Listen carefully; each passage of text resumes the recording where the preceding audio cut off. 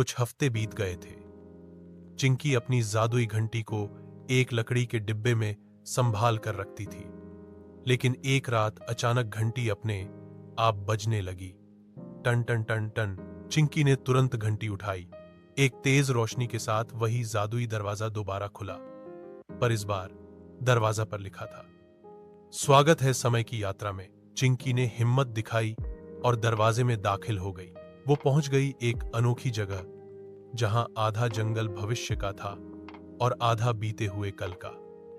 वहां समय के रक्षक, एक चांदी के घोड़े पर सवार बुजुर्ग जादूगर ने चिंकी से कहा, ओ बहादुर बच्ची, समय की रेखा टूट रही है। किसी ने जादू से इतिहास और भविष्य को गड़बड़ा दिया है। हमें तुम्हारी मदद चाहिए। चिंकी ने पूछा, मैं क्या कर सकती हूं? जादूगर ने उसे एक घूमती हुई रेत की घड़ी दी और कहा, 3 काल दरवाजों को पार करके समय का मोती लाना होगा, नहीं तो पूरी दुनिया में समय बिखर जाएगा। पहला दरवाजा।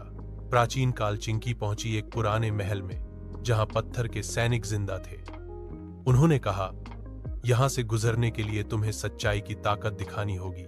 चिंकी ने अपनी सारी बात सच्चाई से बताई कि वो एक आम बच्ची है, लेकिन दिल में साहस है। सैनिक रास्ता छोड़ देते हैं। दूसरा दरवाजा। वर्तमान। यहां सब कुछ उल्टा पुल्टा था।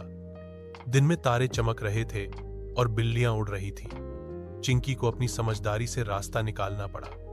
उसने घड़ी की उल्टी सुई को सही दिशा में घुमाया और रास्ता खुल गया। तीसरा दरवाजा।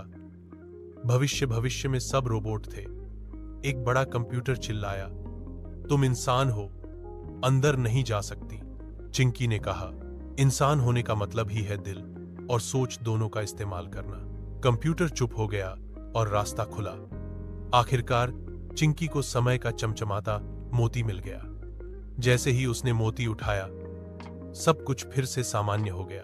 जादूगर ने मुस्कुरा कर कहा, तुमने समय को बचाया है। अब तुम सिर्फ बहादुर नहीं, समय संरक्षक भी हो। चिंकी घर लौटी, लेकिन इस बार उसकी घंटी अब और भी चमक रही थी, क्योंकि अब उसमें 3 कालों की शक्ति थी। सीख, सच, समझदारी और इंसानियत की ताकत से समय भी बदला जा सकता है।